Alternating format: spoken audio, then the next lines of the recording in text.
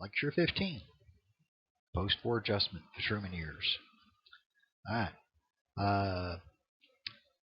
Thought about combining. I actually have an outline I created once that would combine this and 14 together into one shorter condensed lecture. And I thought about using that for the interest of time. But then I would have had to create an entire new PowerPoint. And so the time I would have saved not recording the second lecture would have been largely absorbed trying to build the PowerPoint. So what I'm going to do is, there's a lot of this I'm going to skip over very lightly because I've spent a lot of time on the war, so I need to make up some time somewhere. So I'm going to kind of blow through this one kind of quick and hit some highlights that I need you to know. And then the other lecture on the Cold War will go into a little more detail. So I'll try to keep you up to date here on what you need to know as we go. In fact, let me try something here real quick on this outline. See if I can mark the things that really particularly need to know. Wouldn't hurt to know this, the TaftHartley Act. And this is big. National Security Act of 1947. And we'll do the election of 48. And we'll do the election of 52. And then, of course, we'll talk about the other people involved in these. Okay, so this will be kind of short and fast. Let's see if we can get through this in just one or two videos. All right. So Harry Truman is president. We've already met Harry Truman at the end of the World War II lecture. Remember, he was Roosevelt's vice president when Roosevelt died suddenly. And I mentioned then that Truman had only been vice president since January. Okay, he was not Roosevelt's vice president in the third term. Okay. Roosevelt's vice president in the third term was a fairly liberal guy, and when Roosevelt decided to run for a fourth term, the conservative branch of the party basically was like, man, if you're going to try to do something like this, you need to give us some say in what's going on. And I think there were concerns about Roosevelt's age and health, and so they're worried about this liberal guy. His name was Henry Wallace. You don't need to know that. Maybe becoming president. So they kind of said we'd really like somebody else. So we ended up with Harry Truman. He had been a senator from Missouri during World War II. He chaired a Senate committee that kept an eye on spending in the defense industries because money was just flowing out of the Treasury like crazy, and they were trying to make sure that there wasn't too much waste. Right? He had served in World War I. He didn't have like a very prestigious education. He wasn't like a Harvard guy like Roosevelt or an academic egghead like Wilson. He was a more run-of-the-mill type guy. Okay? So he's an accidental president. Now when he becomes president, suddenly he says he felt like a ton of bricks had fallen on him. His historical reputation has been pretty good. I like to joke Harry Truman is one of those Democrat presidents that even Republicans kind of liked bits and pieces of him. Maybe not at the time, but looking back later, some Republicans are like, oh, now Harry Truman, and we have to have a Democratic president. That would be someone like that. Okay. So anyway, he becomes president. All right. He kept a sign on his desk. Said the buck stops here. Because everybody always passes the buck for a decision. Oh, I don't make that decision. That good. Well, in the end, he was ultimately in charge. And he had a sign on his desk that said the buck stops here. All right. Now, Employment Act of 46, don't worry about it. Okay, we'll skip over that. You may see it in the book. I will mention the President's Committee on Civil Rights because it helps set the stage for things that are coming later. Truman appoints a commission to start looking into the issue of civil rights.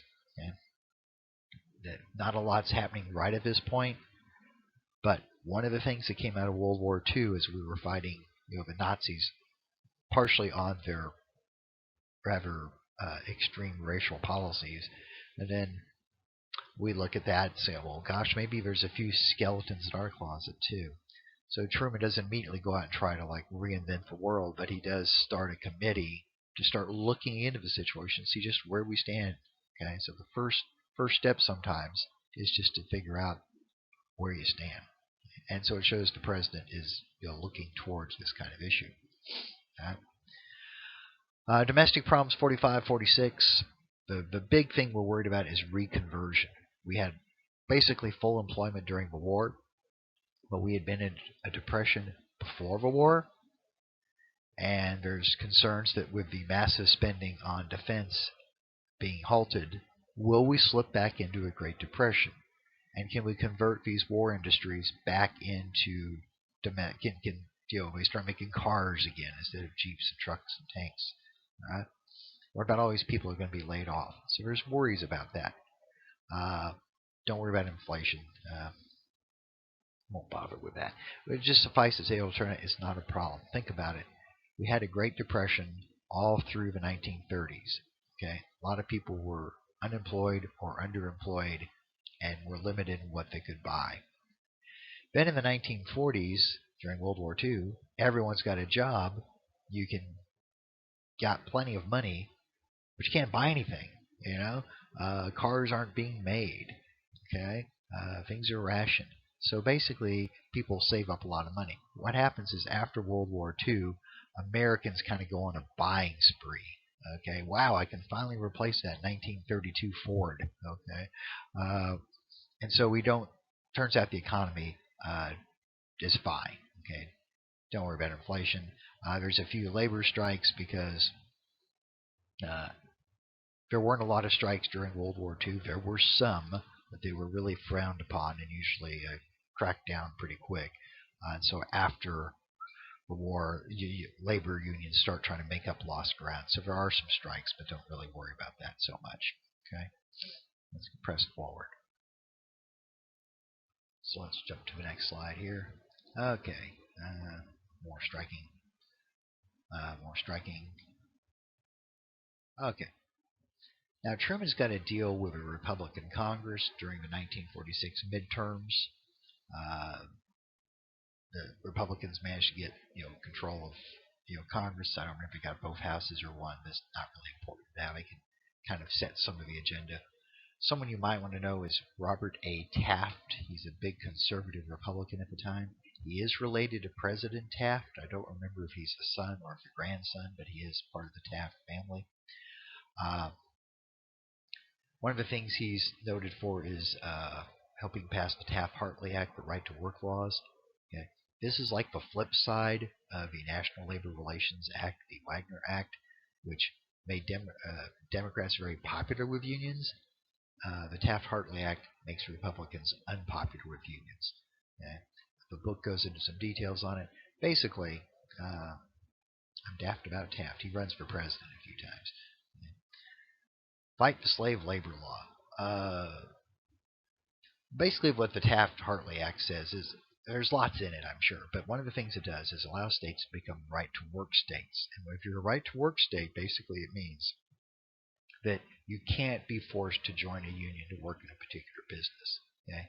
That's what they call a closed shop. Okay? I want to go work for the Amalgamated Widget Company, but if I join, I automatically have to enroll in the Amalgamated Widget Workers Union and pay the dues. Okay? And so the Republicans passed this. Now, a lot of states don't become right-to-work states. Texas is. Now, the unions see this as an attempt to bust unions, okay, to take away union power, and there's probably some truth to that. But conservatives argue, well, this is a freedom issue. Should you be forced to join an organization you don't want to join just to get a job? Yeah, so you can spin this either way.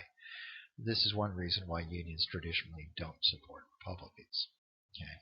Now, although many union workers might support Republicans, the union apparatus tends to favor the Democratic Party. Okay? All right. Tax reduction. Raise taxes during the war to pay for the war. Now the war's over. Of course, government never wants to let go of that money, but the Congress will try to get taxes lowered back down where people have more money in their pocket. Okay. The important one on this slide, the one I really want you to know because it ties into the Cold War, is the National Security Act of 1947, which is a really big deal, and it's on the next slide. It does a whole bunch of stuff.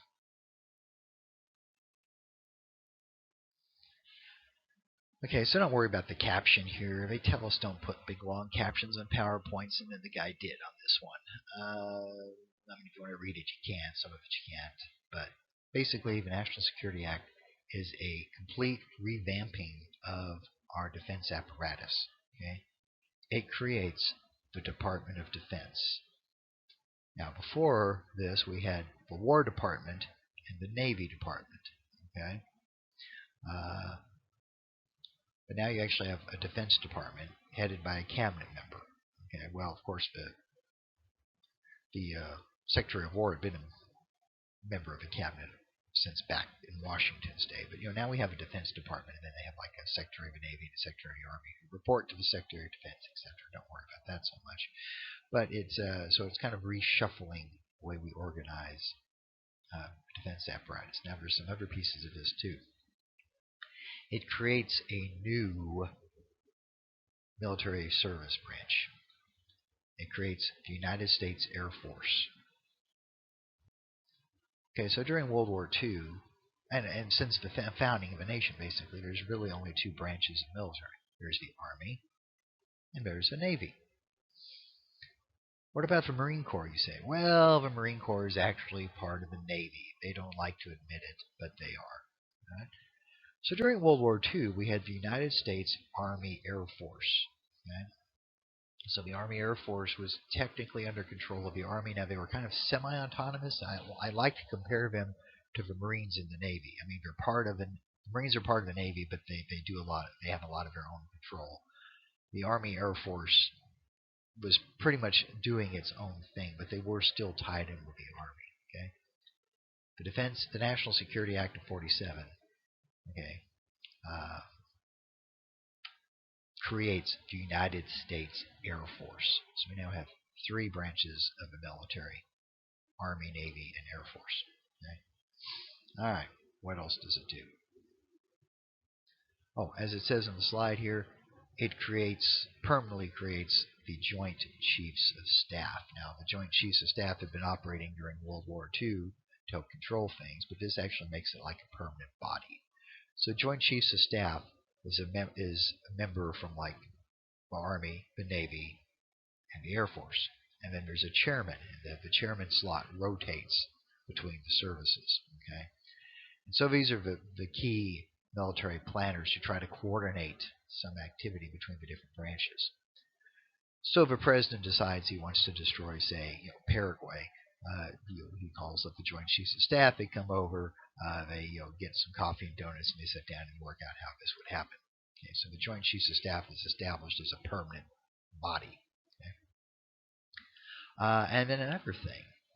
Remember, World War II had started with a big intelligence failure with the sneak attack at Pearl Harbor, where we found that we kind of were caught by surprise. Okay, I mean, there was military intelligence agencies. The Army had one, the Navy had one.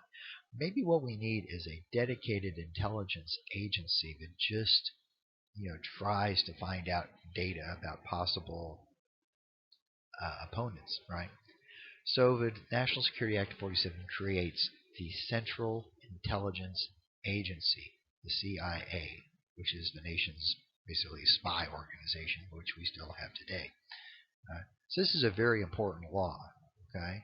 Meaning it's sure to be on the test in some form or another. All right.